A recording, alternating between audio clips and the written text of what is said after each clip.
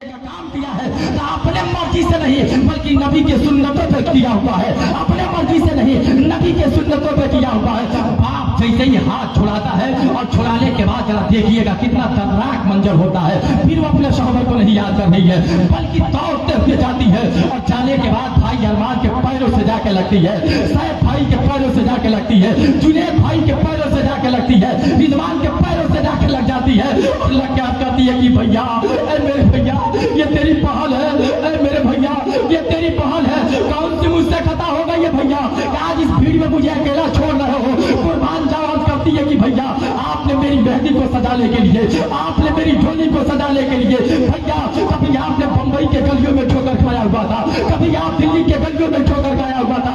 भैया मेरी नजरों ने देखा था कि 2-2 साल आपने अपने मुल्क को छोड़ के पहले मुल्क में रहने का काम किया था, जहाँ पसीना सर से उठता था तो पैर टका के लगा करता था। भैया आज तेरी बहन तेरे घर से रुखसत हो रही है,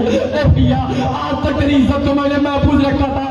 भैया आज तक मैंने कोई गलती न की थी, कभी भी आपको तुम मैंने नहीं कहा था, बल्कि जब पुकारा करती थी तो भैया घर के पुकारा करती थी, आपका नाम मैंने नहीं लिया बल्कि भैया घर के पुकारी हुई है। भैया कम से कम 2 लफ्ज तो बोल दीजिए, मोहब्बत की 2 बोली बोल दीजिए, प्यार की 2 बोली बोल दीजिए, क्या पता आपकी बहन फिर वापस आएगी कि नहीं आएगी। अब रात वो मंजर आप अपनी निगाहों के सामने रखिए, फिर से वही औरतें उस बेटी के हाथ को पकड़ते हैं, पकड़ने के बाद टोली में ले जाके बैठा देते हैं। मैंने पूछा कि बाबा शहाबुद्दीन साहब जरा ये तो बता दीजिए, क्या दौलत लूट गई इसके लिए रो रहे थे, क्या लोग आए थे इसके लिए रो रहे थे, क्या पखाना खत्म हो गया इसके लिए रो रहे थे, क्या दहेज दिया उसके लिए रो रहे थे, क्या आप पागल अपनी जबान पे ताला लगा ले, मैं इसलिए नहीं रो रहा था। अब जुमला नोट किया जाए कि बाबा शहाबुद्दीन बोल रहे हैं, दुनिया का बाप बोल रहा है कि जैसे ही मेरी बेटी मेरे दरवाजे से जुदा हुई है, मेरी चौखट से जुदा हुई है, तो मैंने क्या देखा है कि मेरी बेटी चौखट से निकली है, तो देखा यह है आज अल्लाह हुआ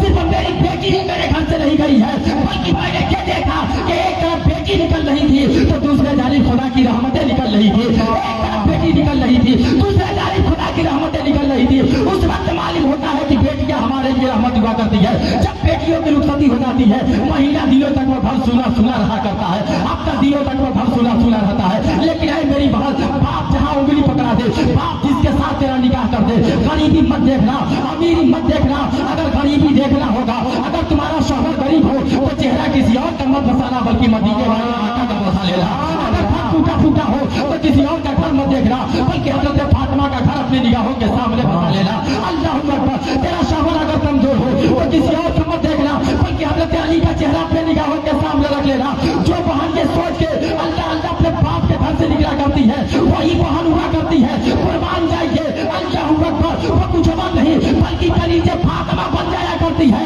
और जब कलीजे फातिमा बनती है मुसल्ला बिछा लेती है और सर को झुका लेती है, और झुकाने के बाद रब की बारगाह में दुआ कर दिया करती है, तो उसी के शिकन से जो बच्चा पैदा होता है वह बच्चा पैदा नहीं होता है, वह बच्चा पैदा नहीं होता है, बल्कि उसके शिकन से आने वाला बच्चा वक्त का कुर्बान जाइए गुलामे गौस बन के, सुभान अल्लाह सुभान अल्लाह, गुलामे गौस बन के पैदा हुआ करता है। अब इदालो कौवा मुला ने साहब